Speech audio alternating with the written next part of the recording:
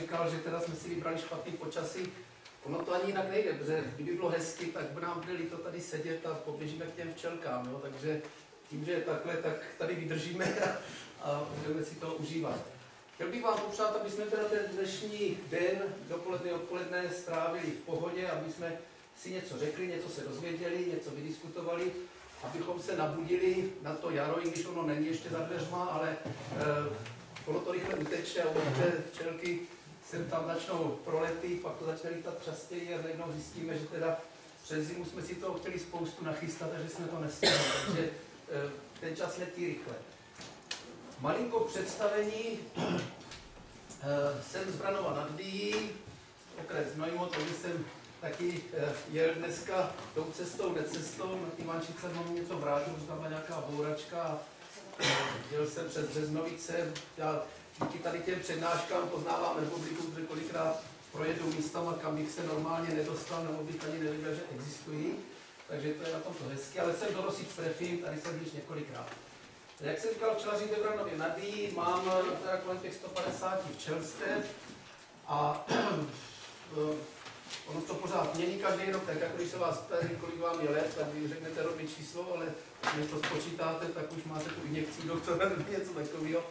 Takže už před nějakými 10 lety jsem se rozhodl, že se budu věnovat tomu včelaření takzvaně navážno. Předtím jsem to měl taky jako koníčka, byly to takové ty víkendové akce, kdy se celý týden zaměstnání těšíte, jak to v sobotu, v neděli rozbalíte a co všechno stihnete a ono pak zaprší a neuděláte nic a týden vám uteče a v sezóně u včelíček, když vám uteče týden, tak nechci moc přehánět, ale je to velká ztráta nebo prostě to už nedoženete kolikrát. Začne se to rodit, prošvihnete vytáčení a podobně a tyhle ty věci kolem matiček. Takže jsem si říkal, ne, těch včelstev u mě pořád přibývalo, ono sídlem roste chuť.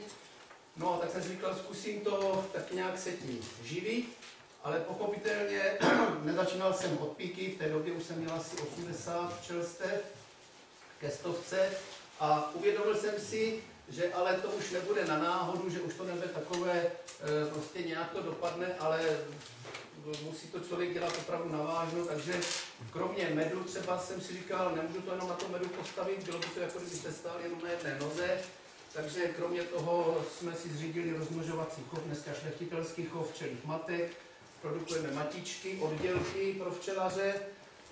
No a taková ta třetí noha, ještě na které stojíme, tak je produkce medoviny.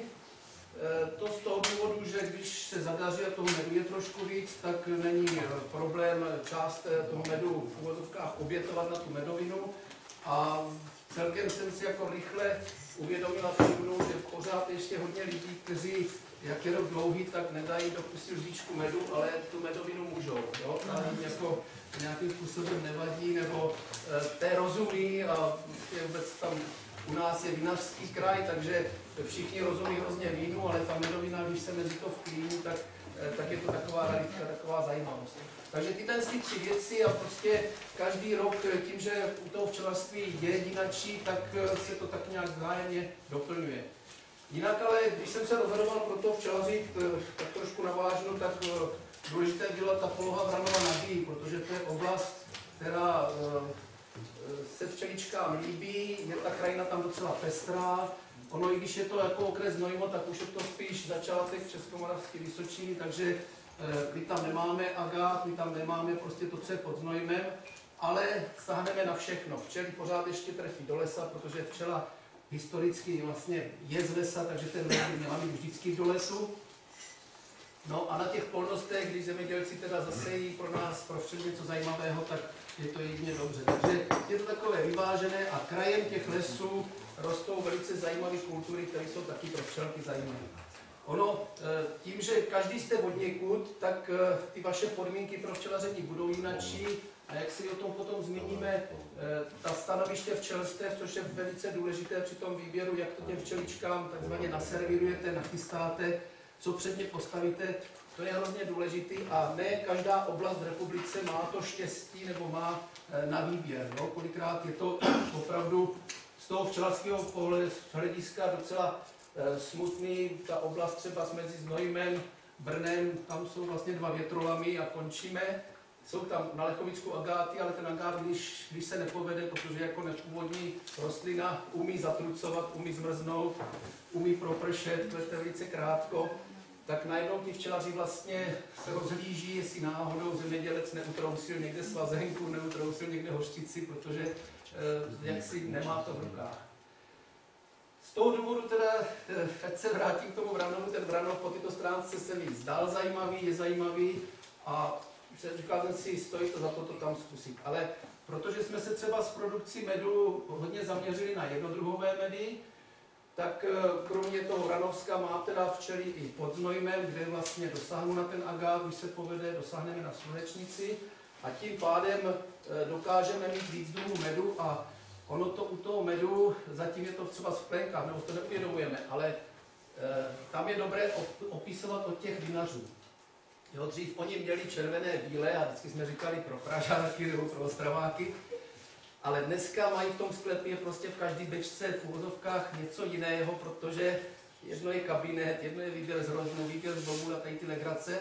My to takhle asi nemůžeme u toho medu úplně, ale když se nám ty snůžky podaří od sebe oddělit, tak zjistíte, že se ten med podstatně líp prodává a že se z toho stává prostě místo, kolem kterého už se dá vykládat, povídat, no už ten med takzvaně může mít příběh. A ta zkušenost je skutečně taková, že když si někdo přijde pro kilo medu, tak ano, jedna varianta by byla, tady máš flašku, druhou rukou z něho vytáhnout ty peníze a nashledanou. Ale to bylo špatně.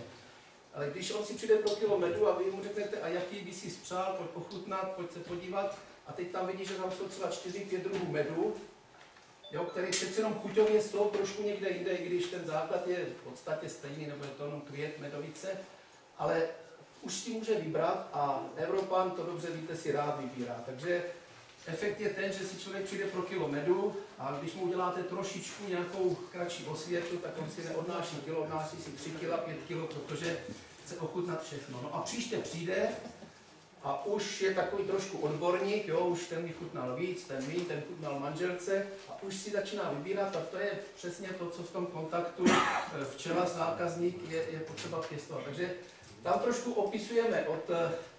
opisujeme od vinařů, ale proč ne, když se to takhle hodí.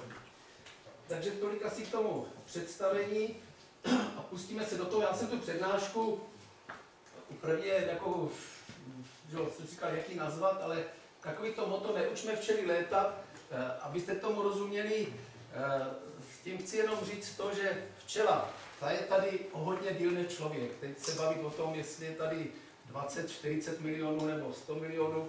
Každý budeme mít pravdu, protože vždycky se někde něco najde. Ale na čem se shodneme, že člověk je tady o hodně kratší dobu než ta včela. A ta včela tím pádem má podstatně větší zkušenosti s přírodou, se vším, co prostě se všelijakýma možnostma, situacemi, které můžou nastat. Takže pokud vůbec, když začínáte včelařit, tak je taková ta snaha té včele něco vnutit, diktovat, organizovat. A dřív nebo později zjistíte, že to není šťastný, že to není dobře, že je naopak dobrý víc pozorovat, víc prostě nechat tu včelu žít a ona se vám za to odmění, že vám teda potom předvede. No, zase teda, no, ne na to do nějakých extrémů, ale skutečně my nemůžeme, nebo je špatně, kdybychom tu včelu tlačili do kouta, diktovali v jakém prostoru a kdy teda má začít plodovat a kdy má přestat a podobně. Nic takového. Prostě včela za ty miliony let, ona takovou zimu, jaká byla loni, jaká byla letos, určitě začala mockrát, umí se s ní vypořádat. Jo? Ale my spíš se na všechno díváme, to tady ještě nebylo. Jo? Tak málo sněhu, tak teplá zima, tak to ještě neklouzalo. Jo? A pořád jsme takový jako, že to tady ještě nebylo a za našich babiček a dědečků a takhle. Ale ono je to trošku jinak. Tak možná trošku nadneseně, ale prostě proč si neříct, když chceme chovat včely, tak ať ta včelstva jsou pěkná, silná, ať nechováme takzvaný žebráky, jo, což je pojem včelařský známý, užívaný. Zkusme si to nejprve rozdělit do takových 3 otázek, jo, kterou si položíme, řečnickou otázku a zkusíme si na ní odpovědět a po případě, že jo, už to konfrontujte se svými zkušenostmi, se svým názorem, co vy na to. Takže co to je silné včelstvo? jestli chceme chovat silné včely a pokud si to odkejveme, tak jestli to zvládneme, protože prostě chovat slabocha vyžaduje jiné úsilí, než chovat silná včelstva. Co to je silné včelstvo? No, asi by se o tom dala napsat knížka, ale když by to chtěli zhrnout do několika pár vět, tak by se dalo říct, že silné včelstvo je takové, které je zdravé, početně nadprůměrné. To zdraví je velice důležité. Tam si to můžeme jaksi trošku spojit s tím, jako máme zkušenost my, lidi, se svým tělem, se svým organismem, čili pokud je ten včelí organismus, to včelstvo zdravé, tak se dá očekávat, že předvede, co v něm je, že ten potenciál bude umět takzvaně prodat. Početně nadprůměrné, to je takový dost důležitý termín, protože byste řekli, proč tam těch včel musí být tolik a podobně. No, musíme jít trošičku zpátky a tak nějak si spíš uvědomit, jak to včelstvo funguje. Včelstvo jako rodina v sezóně, nebo když to řeknu v zimě, tam nějakých 10, 15, 20 tisíc včel, jedinců, v sezóně 60, někdy až 80 tisíc. A vždycky to včelstvo má určitý počet jedinců, který jsou zaměstnány tou činností v úlu a část, která je tzv. Létavky, které letají pro vodu, pro pyl, sbírají propolis a pro tu sladinu, ať už nektar nebo medovici. A když to včelstvo bude méně početné, tak vlastně ten efekt bude takový, že v tom úlu ty včely, které mají na starosti, tam je mraky činností, výchova plodu, klimatizace, prostě udržování toho prostředí, starání se o matku, čistí, bránit česno, tak to musí zastat určitý počet včel, to se ošidit nedá, protože když to ošidili, tak to včelstvo se zhroutí. A to, co je nad, to jsou létavky a ty lítají ven a ty vlastně, řekněme, jednodušeně nám zajišťují tu snůžku, kterou přinesou. No a když to včelstvo bude početně nadprůměrné, tak vlastně těch létavek bude víc. No a víc létavek, logicky, tam ta pročtenka platí, nám teda přinese víc. Nejenom, že nám přinese víc, když je takzvaná nárazová snůžka, pod pojmem nárazová snůžka si představte, že najednou teda republika rozkvete žlutě, jo, a máme teda řepku opravdu, kam se podíváme.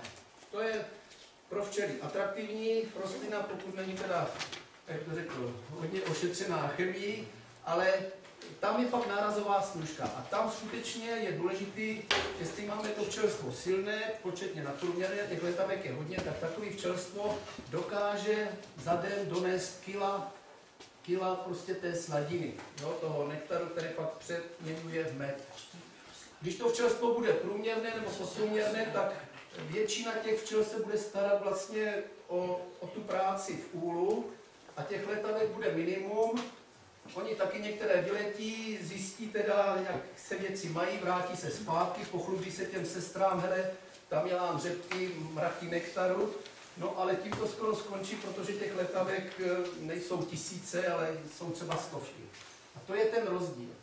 A další potom ještě v tom, proč tam mám to početně nadprůměrné, otázka využití snůžky. Když ta snůžka není nárazová, když to nejsou ty řepkový pole, ale je to takový jo a ne, takový prostě pavírkování, tak to silné včelstvo s tou armádou létavek dokáže z té průměrné snůžky vytěžit maximum. Jo? Protože vždycky je to otázka, kolik na to mají času.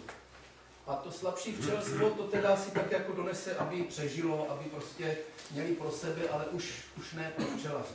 Takže proto silné včelstvo, když to chceme dát úplně do jedné věty, je takové, které je zdravé a které je početně nadprůměrné. No, teď ta otázka, jestli chceme mít silné včely, silná včelstva. Určitě, kdybychom tady teda teď nějak proběhlo nějaký referendum, tak byste řekli, jasně, chceme silný včely, protože s těma bude radost pracovat, ty nám prostě přinesou, co od nich očekáváme, naplní toho našeho koníčka do sytosti.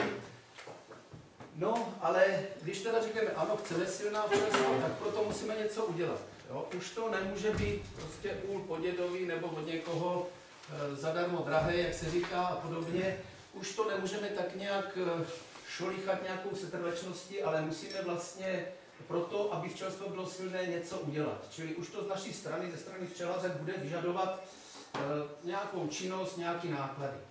A paradoxně, že když budeme mít silná včelstva, oni nám přinesou, takže budeme mít víc medu. Zase řeknete, no to je to, co chceme, ale když budeme mít víc medu, tak najednou si uvědomíme, no ale to už nemůžeme vytáčet v tom 3rámkovém medometu s klikou. To prostě, když jsme točili 2 dny a nikdo by nám nechtěl pomoct, tak jde si co si. Musíme prostě se na to připravit, se vybavit. Takže třeba už jenom ta otázka toho medometu, to je takový ten základní prostředek technický, který asi každý včelař musí mít a na který přemýšlí, tak tam si musíme prostě říct, to fakt nemůže být prostě ten starý medomet, který v rodině už je 3. generaci, ale musíme se přece jenom porozhlídnout a vybavit se odpovídající technikou. U těch medometů, proto to tady vzpomínám, protože je to zařízení dneska určitě z nerezu, určitě s elektrickým pohonem, s nějakou regulací, ale ono je dost drahé. Takže vy, co začínáte, chystáte se včelařit nebo včelaříte pár let a už jste nějaký ten med vytáčeli, tak dobře víte, že prostě je výhra, když se tou výkonností medometu trefíte do velikosti toho vašeho provozu. No tady těžko, abych řekl, který medomet je lepší, horší, ale vy si musíte vybrat takový medomet, který bude odpovídat tomu vašemu provozu. A protože je to drahá věc, tak byste si při koupi medometu, nebo ještě před tou koupí, měli říct, kde je ten můj strop, to moje maximum, jo? To znamená, budu mít opravdu 10 včelstev, nikdy nebudu mít víc. Tak tomu odpovídá nějaký medomet. Ale třeba budete mít trošku jako větší plány, větší oči a řeknete, já bych to chtěl dotáhnout do nějakých 30 včelstev, tak to bude zase trošku jiný medomet. Protože bylo by špatné, abyste si koupili medomet a za 2 roky zjistili, je to malý, je to slabé místo při tom vytáčení, strávíme u toho prostě spoustu času, jo, nikdo nechce pořádně pomoct a tak dále, tak ho prodám, koupím jiný. No, při té dnešní ceně, protože i ty nejmenší medomety elektrický na 4 rámky kolem 20–25 tisíc stojí. Je teda možné na ty medomety konkrétně získat takzvanou evropskou dotaci, která teoreticky je až 50%, což zase vypadá velice lákavě, ale ono, když to vzniklo už v roce 2005, tady ty evropské dotace pro nás do včelařství, tak my jsme to hrozně hlasitě oslavovali, no a výrobci si toho všimli a oni ty medy přesně o tu dotaci zvedli, teda ty medomety, ty ceny zvedli o těch 50%, se dá říct, jednou tolik. Je to tak, jo, a z nás se stali vlastně takový průtokový ohřívače, kteří teda, ano, dostal z dotací, měl by se mít z toho radost, ale ty si vlastně takhle na tom stříbrném podnose dal tomu výrobci. To je skutečnost. A máme to ověřené z toho, že když se podíváte do okolních zemí, tak tam kolikrát ten medomet pořídíte levněji. Jo? Tím nechci teda ty naše výrobce zhazovat, prostě je to jejich chleba, obživa a každý výrobce zkouší, prostě, kde je ta hrana, co ještě ten zákazník unese. Ale ať se k tomu vrátím, z tohoto důvodu při výběru medometu buďte obezřetní, opravdu neuspěchejte to, poraďte se. Já vždycky říkám, nekupujte třeba na výstavách, nekupujte tam ten medomet takzvaně na sucho, tam se to všechno točí a leskne a je to nádherný. Prvně, když se vám něco zalíbí, zjistíte si, kdo si to koupil, zajďte se k němu podívat a zeptejte se ho, jak jsi spokojený, co tě na tom zlobí. Prostě, ať se odrazíte ne od nuly, ale už od zkušenosti nějakého toho včelaře. Jo? Protože fakt ty medomety, abyste jich doma měli sbírku, to je trošku přepich. Jo? To je pro jiné instituce, jako třeba stají v Rosicích, tam je to muzeum, ale to je trošku o něčem jiném. Jo? Navíc, tím, že na to je ta dotace, tak on se vám ten medomet, když by se vám přežil a řekli byste, no tak já ho prodám a koupím si větší. No, neprodáte ho, nebo neprodáte ho určitě dobře, protože každý vám řekne, co já bych si od tebe kupoval prostě nějakou vojetinu, když si můžu s dotací koupit novou věc. Jo? Takže u těch medometů buďte obezřetní. Ale v každém případě, když se vám jako bude dařit a budete prostě umět ta včelstva připravit na sezonu, tak ten medomet, aby byl. Pamatujte taky na to, že ve většině případů medobraní je pro včelaře svátek, ale pro rodinného příslušníka Tam už to tak nefunguje. My akorát jako včelaři předpokládáme, že teda ano, při medobraní se to sjede a každá ruka dobrá, všichni pomůžou. Ale ono pro ty rodinný příslušníky většinou to medobraní už takový svátek není, spíš je to pro ně takový mus. A tak vyjděte vlastně vstříc tím, že teda je postavíte k pěknému modernímu medometu, jo? A ne prostě k té klíce, která opravdu nemůže nikoho nadchnout. A většinou je to důvod, proč třeba ty rodinné příslušníky od toho vašeho pěkného koníčku odradíte, nebo oni na to zanevřou a jsou případy, ne, že kolikrát to slyším od včelařů, jo, když si stěžují, nikdo mi nechce pomáhat a prostě mají medu kolik co a stejně to nefunguje. Můj koníček není jejich koníček. Tak jo, dokonce jsem se setkal s tím, že mi včelař řekl, hele, manželka mi jednou řekla, buď já nebo včelí. No, a když jsem se ho zeptal za půl roku, jak to dopadne, tak mi řekl, včelařím dál, ale to je špatně, jo. Manželku mám novou. No, tak dobře, ale jak s tím medometem, jo, to jde do peněz.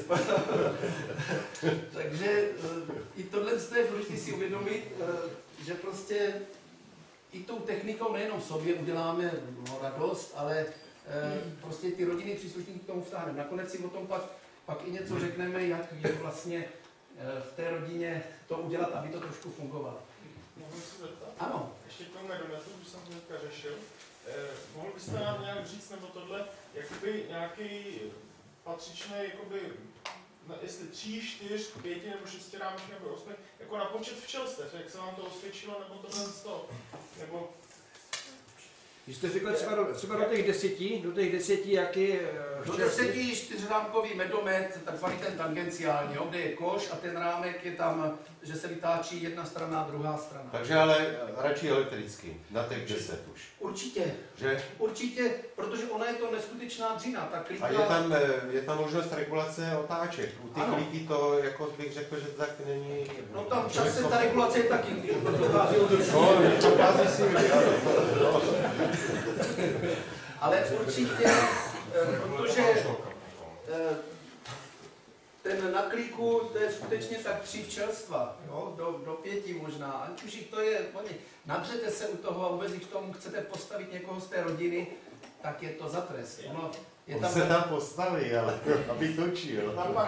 Ne, on bude točit, ale až budete příště vytáčet, tak bude mít jiný program na druhém konci republiky, jo, prostě 100 důvodů, proč to nejde. Tak já se vás zeptám přímo konkrétně. Teď mám 11 včelstev, plánuji jich tak třeba až 25-30 a řešil jsem teďka 4rámečkový automat. Je to málo, ten 4rámečkový? Nebo si myslím, na 30 včelstev je to málo. Je málo, 4rámečkový, jo? Ono, zase ještě teda, u těch medometů jsou takzvané tangenciální a radiální, o tom jste možná slyšeli.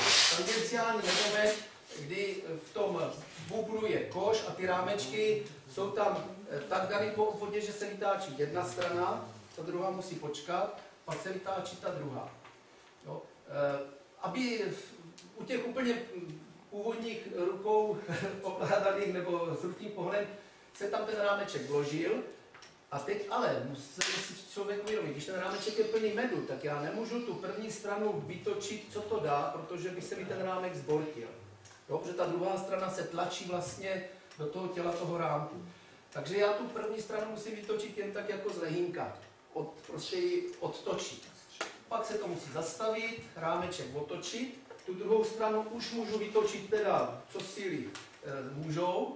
A pak ho musím zase ještě otočit a tu první stranu dotočit už velkou rychlostí. Takže u takového systému ten rámek, vždycky říkám, má 2 strany, ale při vytáčení má 3 strany. A je to děsně zdlouhavý, protože ten medomet se musí zastavit, vy ten rámeček musíte otočit a znovu jedeme. Jo, to jsou neskutečné časy kvůli 4 rámkům, toto trvá třeba 4 hodiny. Jo, tak za hodinu uděláte, to hned pronásobme, 16 rámečků, což jsou ani ne od 2 včelstev. Jo. Pochopitelně modernější systémy tady tento medomet mají řešený tak, že ty rámky už tam nejsou v tom koši takhle jako jenom položený, ale jsou na závěsu a jsou takzvaně zvratný. Takže vy točíte, ono si to lehne na jednu stranu, vytočíme tu první stranu zlehka, medomet se zastaví, dáme opačný chod a ono si to lehne na opačnou stranu a vytáčí se ta druhá strana. Tam se nám ušetří to, že nemusíme ten rámek vyndávat a otáčet, jo? Což je zvedání nekonečný a když to nasčítáte ty kila, tak jsou to tuny za ten den. Jo? Takže zvratný medomet, to určitě dneska. Jo? A pak teda ještě, ale tady ty takzvané tangenciální medomety, tím, že se musí vlastně celá ta plocha být odkrytá a z ní ten med odchází na ten obvodový plášť, tak nikdy nebudou na hodně rámků. Jo, tam je maximum, s tím jsem se setkal, třeba 6 rámkový, jinak potom jsou třeba navíc, ale oni jsou takzvaně polozvratný, jo, už to tak koketuje s tím, že si to úplně nedolehne, ale jsou přes sebe a podobně. A druhý typ jsou radiální medomety, kde vlastně ten rámek není takhle po obvodě, jo, po obvodě tam takhle není nastrkaný, ale on je tam jak paprsky od středu. Jo. A teď, jakou to má výhodu? No, že těch rámků si do stejného v podstatě velikosti průměru toho budlu vejde třeba 25, 20. Jo, tak si řeknete fajn, radiální. Ale tam je jeden problém, trošku fyzika, s tím, jak je daleko ty buňky od středu, tak ta síla geometrickou nebo spíš na druhou se mění. Jo, takže musí to mít zase buď velký průměr, anebo nízký rámky. Jo, a to už zase ale trošku se posouváme jinam. Vy se budete rozhodovat, nebo jste se rozhodli pro nějakou rámkovou míru, pro nějaký úl a od toho se odvíjí vlastně ten medomet. Pokud budete mít rámkovou míru 39-24 a vyšší, tak určitě to do radiálního medometu nezkoušejte. Musel by být velký průměr, protože tam je takové pravidlo, že v radiálním medometu, aby fungoval, tak poloměr toho koše, v kterém ty rámky jsou, poloměr, musí být trojnásobek výšky rámku. Jo, když toto nedodržíte, tak na jedné straně to bude vytočené pěkně a u té strany, u té osy otáčení, to bude jenom poskákaný, prostě nebude to dobře vytočené. Jo. To jako většinou výrobci vědí, ale když my jsme takový jako hobíci, že si uděláme něco na koleně, tak kdybyste to chtěli doma zkoušet, tak na to nezapomenout. Prosím. Já se zeptám, když bych měla 2 rámkové míry na tom Langstrotu, tu 2/3 a 3/4, tak já musím mít každý medomet na to zvlášť, to nedám do jednoho? Ne, takhle. Konkrétně, když budete mít tady tohle, že budete 3/4 a 2/3 Langstrota, tak je dobrý si pořídit takový medomet buď radiální, jo, tam teda vyšly obě míry, tam většinou to ty 2,5 cm nejsou rozdíl, ale kdybyste si pořizovala ten tangenciální, tak si koupit takový, aby se vám do té jedné přihrádky pro rámek vešly třeba z ty parámky. To hodně těch nízkonástavkářů takhle řeší, jo, že do toho koše tangenciálního se vejdou 2 rámky, takže 4rámkový medomet oficiálně, ale on tam dá 8 rámků. A ještě protože ten Langstrot má 3 ty míry, takže že bych tam dala všechny ty Má 3 míry, 4 dokonce. Jedničkovou, A je tam- čtvrteční A nebo je, půlkovou. No. existuje něco, že by se tam všechny ty míry dali? Ne. No, bude existovat, ale bude to na něčemu šitý na míru, bude to šitý na míru třeba tomu takzvanému jedničkovému Langstrotu, největšímu, a ty ostatní budou už, jak bych to řekl, hůř využívat teda tu techniku. Jo? Tam... Rozhodně bych oslovil toho výrobce nebo toho dodavatele, bych mu napsal svůj problém. Ale zkušeností. no, ještě takhle. Já třeba ještě problémy mám, já jenom Ne, mám to. do vás chci právě zarazit hned na začátku, čím méně měr, tím líp. Prostě víc měr je komplikace. Teď nechci, kdo máte třeba dadanty, tak mám to nějak rozmlouvat, protože dadan systém, tušíte, vysoké plodiště, nízký medník. Jo? Je to úl ideální, se dá říct, pro včelu, protože skutečně to plodiště, matka má ráda velkou plochu plástu, bude tam pěkný rozvoj a všechno. A to nahoře ty medníky, který bereme do ruk a s kterými cvičíme, tak zase pro včelaře jsou elegantní. Jo? Ale nese to sebou tu komplikaci dvourámkových měr, už nemůžete rámek ze spodu dát nahoru, už s tím musíte dělat trošku jináčí kotrmelce. To si musí každý zvážit, co je mu blížší, jo, čemu takzvaně věří. Jo? Ale v žádném případě nezkoušejte během svého včelařského života kde jakou rámkovou míru. Jo? Změna rámkových... Vaše praxe včelaření na čem? No, taky jsem si prošel nějakým vývojem, protože vy s něčím uděláte první kontakt včelařský. Prostě prvnímu včelaři, kterýmu koupíte přes rameno, nebo se podíváte k prvnímu včelaři, tak to vás nějak osloví. To vás nějak poznamená a teď jde o to, jestli to slepě převezmete, protože nic o tom nevíte, takže to je ta pravda, jinou neznáte. No a nebo jestli se porozhlídnete víc, uděláte si z toho nějaký závěr a pak si půjdete svou cestou.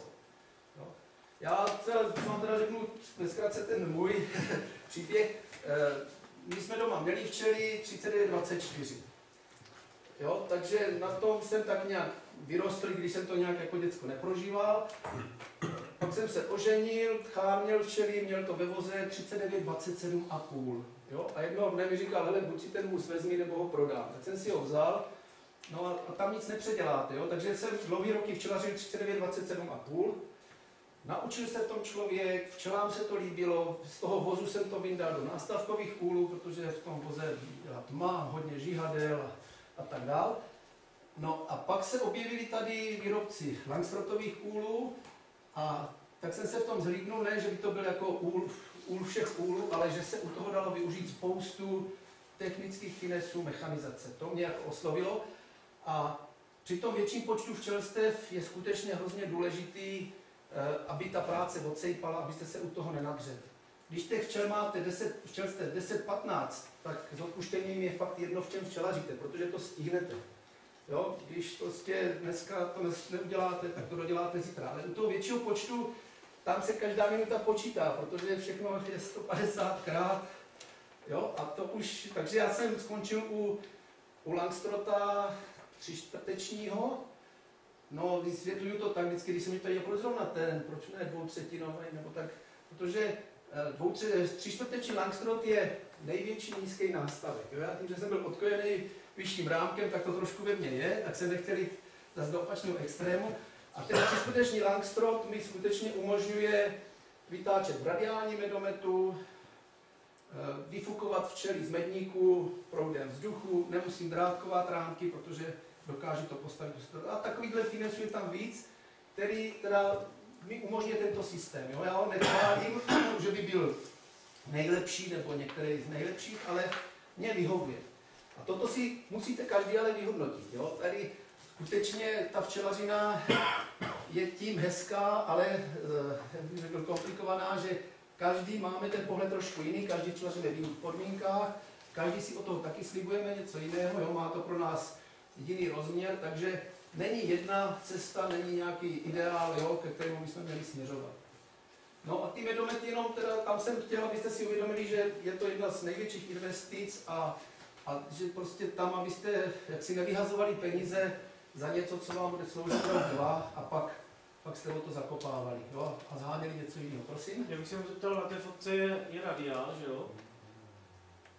Ano, podle toho rámku. A vy jste říkal, že ta výška toho rámku má být, nebo poloměr, že má být 3násobek výšky rámu. Ano. A očividně mě to teda... Nevychází. Bych to tam postavil 3krát, tak... No, to je špatně, tohle. To je jenom ukázka, jo? No, to není můj medomet, jo? To můj medomet opravdu ukážu. Ale proto o tom mluvíme, jo? Protože takhle, toto totiž je jako takzvaný univerzální medomet, do kterého jde dát koš i na ty tangenciální rámky, jo? Na to by byl dobrý. Ale oni, kolikrát výrobce řekne, my vám to uděláme buď radiální nebo tangenciální, vyberte si. Toho výrobce to nepálí, ten s tím nebude točit a ten nad tím nebude jako naříkat. Jo, ale toto skutečně, jo, že tam ten rámek vidět, jo, ale klidně, kdyby tam byl jako symbolický rámek třetinový, že jo, tak to vychází, jo. Toto je prostě fotka z výstavy, kde tam možná jako jeden dovezl medomet a druhý dovezl rámky a jo, takhle se to stalo třeba, jo. Technicky to neřešili. Ano, jo, ale vizualizace. jsou to takové drobnosti, ale prostě dobrý na ně upozornit, protože od toho se to odvíjí, jo. Vy vlastně začnete tím, že řeknete si, já chci včelaři, pak začnete řešit půl asi, jo, a tím pádem rámkovou míru a tím pádem už od toho by se měl odvíjet ten medomet, jo. Tím se vám jaksi, má to takovou posloupnost. Nemůžete si pod stromeček dát medomet, jo, a potom teprve přemýšlet o rámkové míře nebo něco takového. To prostě Sako se nekupuje ke kravatě, ale kravata k saku. No. Tak, řekl jsem, když budeme teda, víme, co to je silný včelstvo už, že se budeme o ně snažit. Ano, prosím. Musím se ještě zeptat, u medometů, bavili jsme se o medometu na elektriku, a pokud třeba jsem v terénu, tak vlastně nějaká zkušenost, co se taková vlastně pohonu do energie těch medometů. Takhle, pokud určitě chcete vytáčet med v terénu na stanovišti takzvaně, a jak si elektrika tam většinou není, maximálně to vysoké napětí, to by jako nešlo, tak se troleje zavěsit, tak se nabízí možnost pohon z autobaterie. Jo? A většina těch medometů to umí, nebo ten výrobce i tou elektrovýzbrojí to umí, že to je na 12 V. Většinou to i dá řešit tak, že vy přijedete na stanoviště autem, zvednete kapotu, s vorkama se napíchnete na baterku, celý den vytáčíte a teď jako neberte mě za slovo a večer odjedete, jo, většinou. Ale v podstatě já teda osobně s tím zkušenost nemám, takhle s tím autem. Vozil jsem baterii z kombajnu, jo, hrozná dřina, to už máme za sebou. Olda k tomu může si... To je specifika prostě výrobců medometů v České republice. Jo? Oni když dělají pohony, tak v podstatě nikde jinde na světě se nedělá tolik pohonu elektrických na 12 V. Jo? Čili v podstatě kdejaký motor, který tady prostě koupíte, nebo medomet s pohonem elektrickým, tak umožňuje třeba přes trafo nebo prostě přes něco pohon na 12 V z autobaterie. My vytáčíme některé stanoviště, většinou svážíme, ale něco vytáčíme přímo na místě. A tam potom na tu jednu 44 opravdu jedete celý den, prostě velký, těžký, zvratný medomet, jo, a v pohodě. A autobusem domů, ne? A máme tam druhou baterku, přiznám se, jo, prostě když vidíme, jo, a to z toho auta nevytahuje. Ale jako opravdu řeší to autobaterií. A potom třeba má člověk prostě trafo k tomu, když ten medomet hodí doma do té garáže nebo do té kůlny, tak to píchne do zdi, a když je v terénu, tak to hodí s tím. Já jsem uvažoval o trakční baterii, to měla dobře pro celou sezónu. Možná, anebo třeba Jarda Vodička používal měnič, jo? Ještě, že měl prostě 220 V, pouze prostě pohon a přes měnič měl baterky přes měnič. V3 baterku a přes měnič to hodil. Tam záleží, jak je vám tady ten problém blízký, jo? Jestli jste trošku elektrice, tak si s tím poradíte bez problémů. V podstatě tak do těch, řekněme, 7, 8, 10 včelstev se to dá bez problémů jet na klíce. Jo? My jsme vytáčeli takových těch 32, 30 včelstev ještě na klíce, bylo to teda houbu, když prostě už to byla dřina. Jo, ale tak dejme tomu, kolem těch 5 včelstev prostě se v pohodě dá ještě tou klikou, ale potom běžte prostě na ty univerzální 12 V pohony a chtějte ale, aby ten motor byl silný. Oni se dělají, prostě ty starší jsou stěračový motorky, no, a neroztočí to, jo, takže aby ty motory měly tak těch, já nevím, 250, 280 W asi a tak je to. Ale určitě, pokud se vám něco třeba na té výstavě zalíbí, zajeďte si k někomu, kdo to má, kdo si to koupil, kdo s tím 2-3 roky dělá a aby se vám pochlubil, jo? Protože každá mince má 2 strany a prostě on vám, jo, by vám teda vychválil a na druhé straně řekl, hele, ale tohle je tam slabý místo, nebo toto mě zlobí. A abyste si udělali plný obrázek, když skutečně si to pojedete koupit. Když budeme mít hodně medu, budeme mít odpovídající medomet, abychom teda to zvládli v rozumném čase, tak ten med bychom měli umět dobře uskladnit. Dneska už zdaleka se včelaření není o tom, že vytočíme med, nalejeme do konvy a běžíme s tím do jednoty nebo do nějakého výkupu. To byla praxe před těmi 30, řekněme 25, 30, 40 lety. Vzpomínají na to naši dědové, protože říkají, to nemělo chybu, my jsme vytočili med, v týdnu jsme to tam odvezli, dostali jsme peníze na ruku, prázdný konve, no a za 14 dní se mohlo klidně točit a bylo to. Jo. Takhle to dneska není. Existují ty výkupy, pochopitelně, ale ta cena medu už není vlastně stanovená napříč republikou a stejně, takže když byste se orientovali na to, že vytočíte med a odvezete do výkupu, tak se musíte smířit s tím, že tu cenu netvoříte vy, ale tvoří ten výkupce, nebo ani ne on, ale ten, pro koho on vykupuje. A to je obrovská houpačka. Třeba v loňském roce ty ceny byly velice zajímavé a hodilo se něco do toho výkupu dát, protože poptávka po medu byla. Ale zažili jsme roky, kdy ve výkupu dávali 17-20 korun za kilo medu. A to už si řeknete, no, tak to je propadák, to přece ne. No, takže člověk včelař se logicky musí zamyslet, rozhodnout říct, ale jaké jsou jiné způsoby? No, jsou jiné způsoby. Dneska kromě toho výkupu my můžeme, každý včelař, nemusí být nějaký mít živnost nebo zemědělce, může prodávat med i prostřednictvím obchodu, do obchodu je dávat ten med. Pravidlo je takový v kraji, kde bydlí nebo kde má včely. No, tak vzhledem k velikosti naší republiky, je to kromě Jablunkova a Aše skoro všude. Jo, tak to je druhý způsob. A třetí způsob, že se dáme prodávat takzvaně přímo od včelaře ze dvora, se říká. No a tam už vy tu cenu tvoříte. Jo? Tam už přeci jenom vy jste tím, kdo jaksi tahá za ty šňůrky. Takže pokud se rozhodnete, že nějaký ten med budete prodávat i z domu, že nějaký med budete dávat do obchůdku, tak ho musíte ale umět uskladnit. A to už chce nějaký nádoby. Dřív v podstatě jsme znali jenom takový ty hliníkový konve, podobně to vypadalo jako na mlíko, tak byly konve na med. Do dneška běhají mezi včelaři. Vešlo se do nich 35 kg medu. No a já, že ty konve někdo by třeba řekl, jo, my je tam doma ještě máme, můžu použít, nemůžu použít. Za sklet těch konví vždycky v takových vlnách do různé pravdy, polopravdy.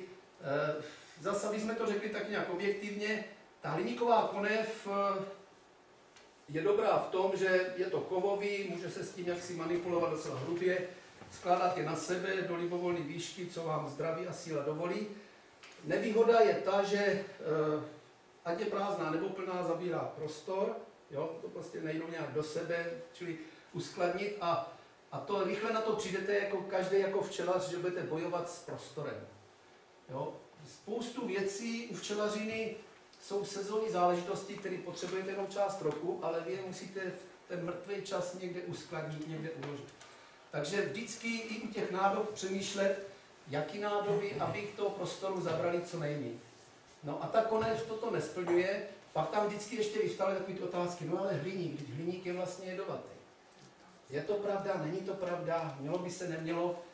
Ta pravda je někde uprostřed. Hliník jako kov je skutečně jedovatý, ale hliník každý na vzduchu hnedka vytvoří prostě na povrchu, kde je kontakt se vzduchem, oxid hliníku a ten je tak tvrdý, že vlastně ta konev je v podstatě, bych řekl, vyglazovaná. Jo? Takže když do toho nebudete nějak rejpat a to se vám ani pořádně nepovede, tak vlastně je to v pořádku. Jo? Ale je přece jenom je to nádoba, abych řekl takovýto minus, 35 kg medu, konev sama váží 5 kg, takže 40 kg. S tím se špatně manipuluje, špatně cvičí. Teď ještě když chcete, aby někdo v rodině, většinou jo, děti, manželka nebo takhle, čili někdo, kdo si nezaslouží, abyste ho strhali, tak z toho důvodu ta konev není asi úplně ideální. A dneska na trhu je spousta nádob, většinou plastových, z potravinářského plastu, jsou konický, takže když jsou prázdný, vymytý, jdou krásně do sebe, nezabírají skoro žádný, prostě z toho 30 kyblíků 25 kilových, jo, dáte do jednoho půdorysu, jednoho kyblíku, nádhera. Takže spíš tím směrem, ale nádoby na med musíme mít, protože to zase vám řeknu takovou zkušenost, ti, co jsou odkázaní třeba, nebo dost fandí tomu výkupu, tak se mi párkrát pochlubili. Byl první med, ten řepkový, květový, řada včelařů považuje za takový trošičku neatraktivní, nechci říct jako méně zajímavý, ale prostě ho teda vytočí, odvezou do toho výkupu a to z toho důvodu, aby měli konve prázdný na další vytáčení. No a ono další vytáčení se nekoná, protože ta příroda ty neporučíme. No a najednou včelař a on nemá v listopadu med, protože ho odveze. Takže tím chci říct, že byste měli mít pořád dostatek těch nádob. Na tom nějak neskrblit, nešetřit. Oni ty plastové nádoby nejsou nějak drahý, ta konkrétně plastová nádoba na 25 kg medu stojí kolem 100. Jo. Nakoupit si jich do zásoby zase tak nějak, že jo, úměrně tomu, co je vůbec reálný, jo, co je prostě možný strop. Prosím. Tam měly by být každá kohoutem, musí mít každá. Ne, to jsou na skladování. Jenom na skladování. S tím koutem to jsou potom už nastáčené do sklenic. Jo? Že každou nemusí mít z toho. Ne, to je, víš, jak bych to řekl, nejenom zbytečné plejtvání vším, jo. To se musím povolit, že se když tak musel. Ne. Není to třeba. Stáčecí nádoba je něco jiného, i když ona, ten základ může být naprosto stejný. Jo? Existují právě stáčecí nádoby, kde v tom kyblíku je dole ta hubička a funguje to, jo? Když prostě to není nějaký závratný množství. Ty nádoby na med, takže různý, zase, tam je dobrý se zamyslet nad tím, kdo s tím medem bude manipulovat. Jo? Nějak to máte nastavené. Ano, vy jste teda včelaři a teď očekáváte, že někdo v rodině bude pomáhat. Manželka, děti, vnoučata a podobně. A tomu podříte ty nádoby. Jo? Aby ten, kdo je bude zvedat, kdo je bude přelejvat, tak aby to odpovídalo těm jeho možnostem. Vůbec nezáleží, jestli toho medu budete mít víc, míň, tak bude víc nádob. Ale aby prostě někdo tam běhal ze 40-kilovou konví, jo? Chtít to po vnoučatech nebo po manželce je trošku jako nefér. Jo? Takže zase vám můžu říct, znám velký včelaře, mají stovky včelstev a veškerý med dávají do takových těch pekařských kyblíků, tam se vejde 15 kg medu, takový bílej kyblík. Proč ne? Jo? Protože potom při tom rozpouštění a při tom zpracování s tím, říkám, ona s tím cvičí manželka, tak přece nemůžu po ní chtít, aby zvedala 40 kg nebo 30 kg prostě břemeno. Takže zase ty nádoby podříte tady tomu. Jo? A když se rozhodnete dávat med nějaký do výkupu, budete ho mít víc, tak klidně tomu výkupci řekněte, hele, tak já si u tebe vezmu 2 sudy, naplním je a pak se to u mě odveze zvážit, to oni dneska umí. Jo? Ať se s tím co nejméně nadřete, protože sice je to fajn, že toho medu hodně, ale aby jsme si prostě na něm dokazovali, jak jsme silní, to je zbytečné. Pokud chceme mít silná včelstva, pěkná včelstva, budeme mít víc varovázy. Varováza asi víte. Parazit, roztoč.